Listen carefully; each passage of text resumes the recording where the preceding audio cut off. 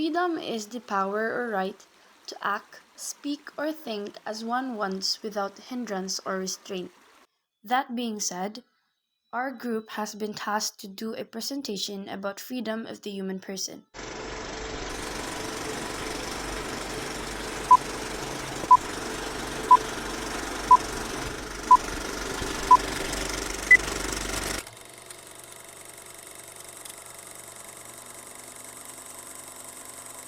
What is freedom? Freedom is an intrinsic and essential property of the human person. This means that the human person by nature is a free being and that it is in his or her nature to seek freedom.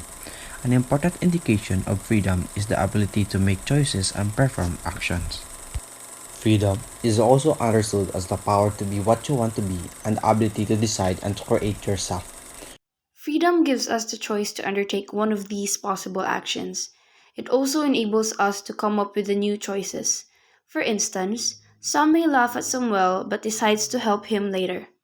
The essence of freedom is that it does not confine our actions to those set or expected by others. We can imagine new actions and decide to undertake them. Freedom also requires a degree of control from the person who exercises it. A person becomes more free when he or she exercises control over him or herself. On the other hand, a person becomes less free when he or she is no longer in control of him or herself and is instead controlled by other forces. To lose control of oneself diminishes human freedom and dehumanizes the person. There are three kinds of freedom. First, physical freedom. Second, psychological freedom. And the third, moral freedom. Physical freedom refers to the absence of any physical restraint. The person has the freedom of mobility to go where he or she wants to go.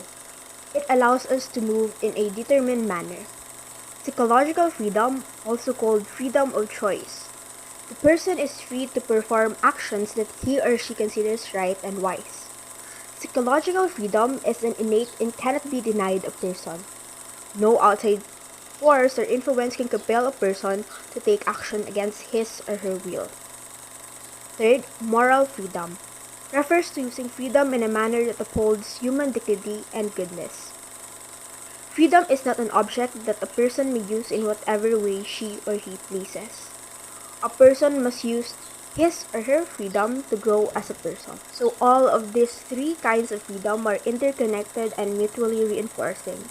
They enhance our quality of life, promote individual well-being, and contribute to a harmonious and just society.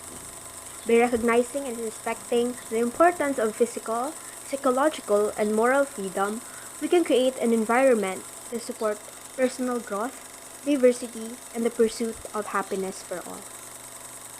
There are two elements of freedom: one, voluntariness, and two, responsibility. Voluntariness refers to the ability of a person to act out of his or her own free will and self-determination. Voluntariness also means that a person may act even if he or she is not required or called to take action. Voluntary acts are a free acts which can be assigned a corresponding moral value. Ang voluntariness niya, like amo ya kina-volunteer mo ang kagalingan mo to take actions like to help. Mas ka ako gahamba nga bulig ako, pero kina-volunteer mo kagalingan mga mabulig. Responsibility refers to the person being accountable to his or her action and their consequence. Taking responsibility can be either mean a person voluntarily taking responsibility for his or her own action, or being held responsible by other people.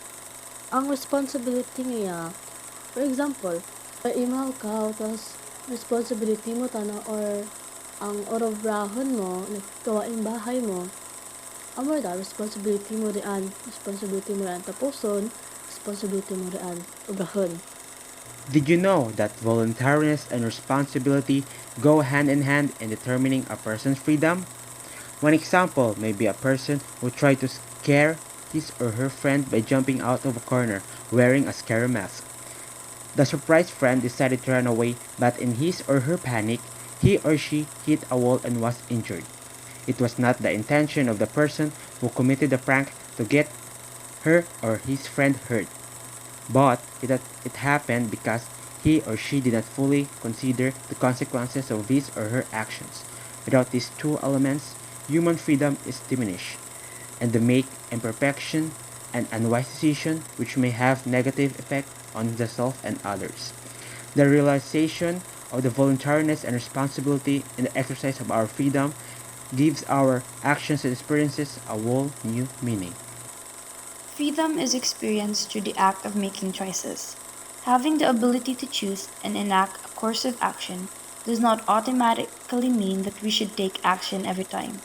Self reflection is vital in the proper exercise of human freedom. We must exercise the importance of freedom responsibility. This requires us to reflect on our actions, consider their effects, and make the proper choices regarding the most beneficial decisions or actions. Ways to exercise freedom in a responsible and beneficial manner. Human freedom should be exercised with control and recognition of reasonable limits. We set to our own freedom and learn to moderate or control our thoughts, emotions, and actions depending on the situation. Limiting our personal freedom requires us to sacrifice certain self-interest and accept certain realities that beyond our control. Our sense of right and wrong guides us in recognizing and deciding on the limitations to our own freedom. Freedom should also be exercised with regard of knowledge and truth. We use our freedom to act and acquire more knowledge, and we use this knowledge in order to come up with decisions and courses of action when confronted with difficult situations. The ability to acquire information and truthful knowledge regarding a particular situation is very important since it aids us in making wise and informed choices. Ang ibig sabihin nito ay may kalayaan tayo upang kumilos at makakuha ng higit pang kaalaman upang makabuo ng mga magandang desisyon o aksyon dahil nakakatulong ito sa partikular na sitwasyon sa ating kinakaharap. We should also recognize and uphold not only our individual freedom, but also the freedom of others. Freedom should be exercised with due regard for the welfare of other persons, and one's freedom should be exercised not as a tool to restrict the freedom of others, but as a means to enable others fully enjoy their freedom.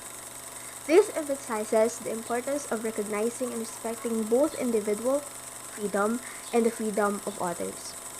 It suggests that our personal freedoms should not infringe upon or harm the freedoms of those around us. It highlights the need for a balanced approach that allows individuals to exercise their rights and choices while considering the well-being and rights of others in society. Before we end our presentation regarding the freedom of the human person, we would first like to conduct an activity which is a word puzzle.